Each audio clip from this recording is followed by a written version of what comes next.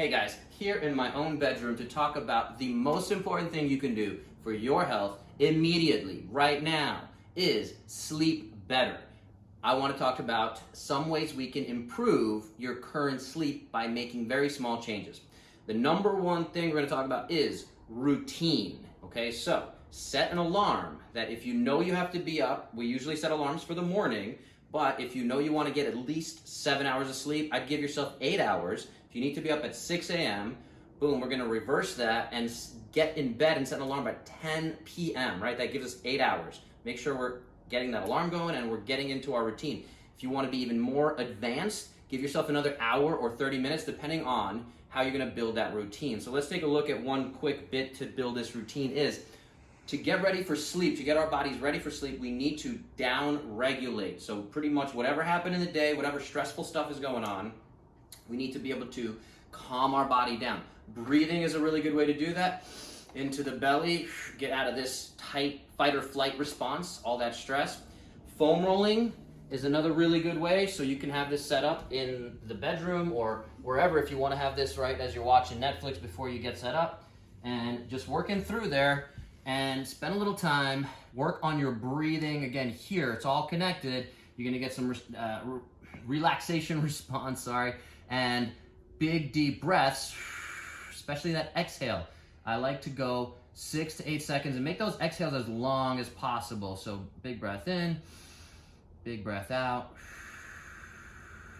as we're working through some of that foam rolling. I'll show you this other one that I really like to do, gut smashing. So a lot of folks I'm working with, especially the more stress and anxiety we have, the more stuff going on in the stomach. So what are we gonna do here? We're just gonna lay on that and work on, pressing into the gut, into the belly, okay?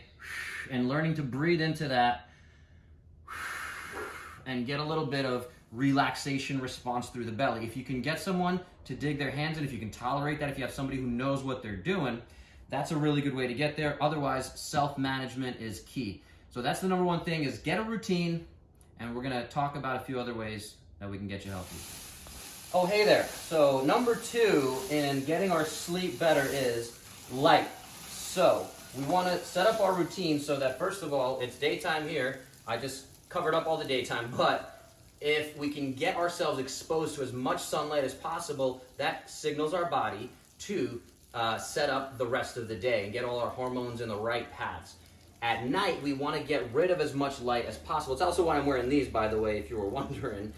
These are blocking the blue light, okay? So at night, if you're watching TV, if you're on your phone, a lot of the newer phones are actually have these blue light blocking technology in there, but we want to do as much as we can. So again, make sure you have something set up that blocks out as much light as possible, especially if you're in a city, and there's a lot of noises and lights.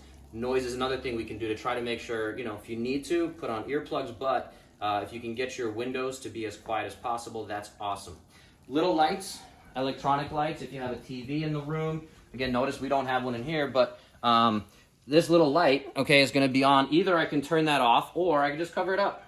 And you can see I'm covering that up. We're covering up our Wi-Fi that has a few lights there. So cover up every little light. There's plenty of research showing that even the littlest bit of light touching your skin is going to throw off how we sleep and recover. And one more time, if you sleep properly, if you improve your quality of sleep, it is your body's time to rebuild. It's the equivalent of taking steroids, all right? It's natural steroids, so we need to get better at sleeping.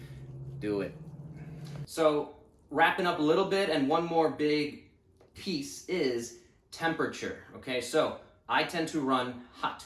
I'm a hairy human being. So naturally, I want to cool myself down as much as possible. That's going to help my sleep. And again, studies show this time and time again. You're going to see some different numbers for Fahrenheit. We're going to talk in Fahrenheit because I'm not that good at the Celsius. Your ideal temperatures for most folks is to have the environment between 65 and the most I would say I want it up to is 70, maybe 72. But that's also going to depend on what's going on in the bed. If you need to get like a chili pad, they have these different things you can get there. Our camera lady here, my lovely wife, she runs cold. So she actually wants to have a little bit more warmth going on. So we have that constant battle. I hear a lot of couples that have that. Again, it's about communicating and it's about finding ways that One of you can, be too hot, you're gonna find a way to cool down. The other one can be too cold, you're gonna find a way to warm yourself up and improve your quality of sleep. Last bit here, the Whoop. I'm not getting paid by them, but if they wanna pay me, feel free, connect with me. I'm happy to promote your product all the time. I do use it, I like it, it tracks my sleep. There's plenty of sleep trackers out there. Start to play with some of these things. Darkness, setting your daily rhythm. So if I get up at 8 a.m., I get 15 minutes of sunshine on me as much as possible. If you don't have access to sunshine, try to get a vitamin D lamp, sunshine lamp. That's what happens in a lot of these Scandinavian countries. So, but back to, the basics here, right? We're trying to figure out how we can get you to sleep better, improve your quality. It's very tough to change all these things at the same time, but if we can track it and see what makes the biggest difference. When I have 1 glass of alcohol, does that negatively affect my sleep? When I have 5 glasses of alcohol, does that negatively affect my sleep? I bet it does. Again, research shows that. We don't necessarily need to test that, but work with a coach to get you to understand how to improve your sleep. Again, the environment we're putting ourselves in, these little things will all add up, 1% better with each one, hopefully, and that's where we'll be, that's where we'll end, that's where we'll get you sleeping better. Good night.